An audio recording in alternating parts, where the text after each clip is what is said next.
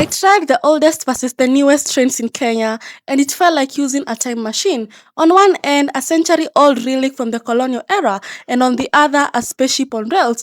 This is the biggest jump in Kenyan travel history. This was more than just a machine.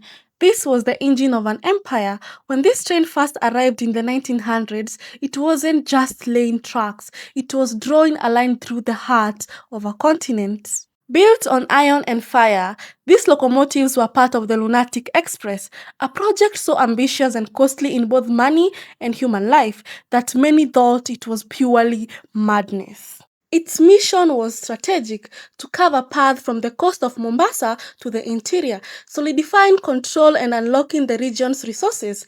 Every mile of track laid forever changed the landscape and the destiny of Kenya. It was a project of immense sacrifice, creating new towns but also claiming countless lives from disease and conflicts, and giving rise to the legends like the man-eaters of Savo, the lions that brought construction to a halt. For decades, this was the pinnacle of technology. It carried soldiers, settlers, and goods. The journey was slow, loud, and unforgiving. A trip from Mombasa to Nairobi could take days, a true test of endurance through dust and heat. But this train doesn't just represent the past, it built the foundation for modern Kenya. It connected regions and created economic spine, and it was from these very tracks that a new dream would eventually emerge over a century later. Just getting inside was a journey back in time. Climbing these steep, narrow steps was my first clue this was a different era. And inside, it was a vast, empty space echoing with history. The air was thick with the smell of old timber and dust. The original wooden floors, worn smooth by cargo and time, a stark raw contrast to anything we would consider travel today. Did you know the first train in Kenya came all the way from 1896 from Mombasa, and it wasn't built for tourism or transport. It was built to transport cargo from the coast of Mombasa to Uganda, since Uganda is a landlocked country. But here is the crazy part. They called it the Lunatic Express because at that time, building a railway through thick forests, lions, swamps, crazy diseases, oh my god, it sounded crazy at that time. The train reached Nairobi in 1899, and that's how actually Nairobi was born. And by 1901, the train had already reached Kisumu. This train literally built the modern Kenya. Even if today we have the modern SGR, it all started here because it brought people, trade, and towns to life. This steamed and slow train, it brought Kenya to life. And this might be one of the most ingenious things I found, a railway bicycle. I've never seen anything like it before. This wasn't for leisure. This was a vital tool. Imagine a railway worker or a local trader using this to patrol the line or travel between distant stations long before the matatu network we know today. To truly understand the scale of this project, I had to come to the source, the museum archives. And here, surrounded by the original maps, blueprints, and photographs, you can feel the weight of history. This is where our story is being kept alive. But it keeps me wondering, if the Kenyan people who built this, who lost their lives to it, who had their land crossed by it, if they could tell their side of the story, what would they say?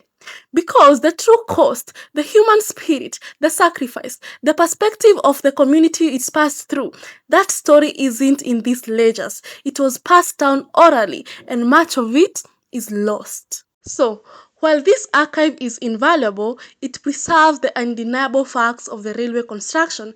It also reminds us that the history is often written by the powerful.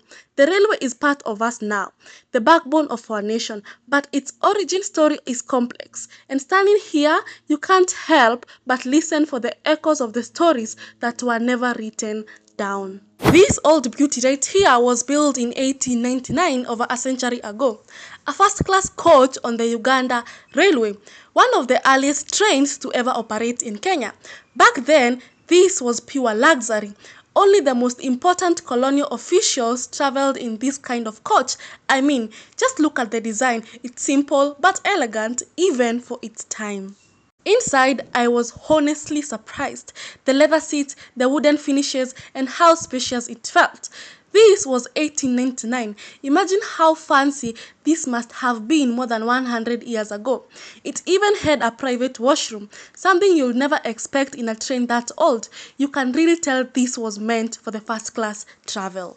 But this coach isn't just old, it's famous. It's known as the coach number 12 and it's linked to one of Kenya's most chilling stories, the man-eaters of Savo. In 1900, a British superintendent named Charles Ryle was dragged out of this very coach and killed by a lion while sleeping at Kima Station.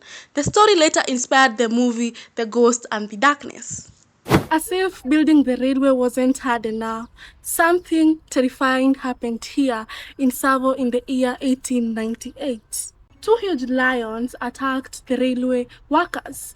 And get me right, they weren't the normal lions. They were smart, silent, and hunted at night. These actually changed everything we know about the railway. I mean, in the recent modern history, the skulls of people who were attacked by the lions, they are currently reserved at Chicago. Did you know Nairobi only exists because of the railway? Back in 1899, it was just a stopover for workers and a place to rest and fix trains. But it grew so fast, it became the heart of Kenya. So yeah, without the old trains, there will be no Nairobi. In the modern day, 2025, I'm just wondering, if these trains could talk, which story would they tell? This is the SGR Kenya's modern marvel, a sleek high-speed train that's redone our national skyline. It's not just fast, it's a revolution on rails, shrinking a journey that once took days into just few hours. And inside, the choice is yours. From the airline-style luxury of premium class to the comfortable value of first class, right down to the clean, efficient, and affordable economy seats.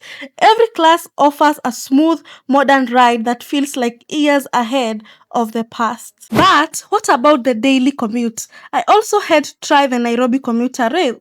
This is the pulse of the city. It's not about luxury, it's about movement, affordable, reliable, and beating Nairobi's infamous traffic. This is where the railway touches the lives of everyday Kenyans, getting people to work and back home.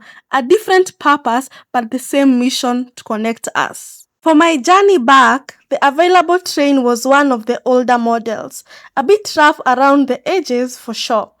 But riding it felt different this time.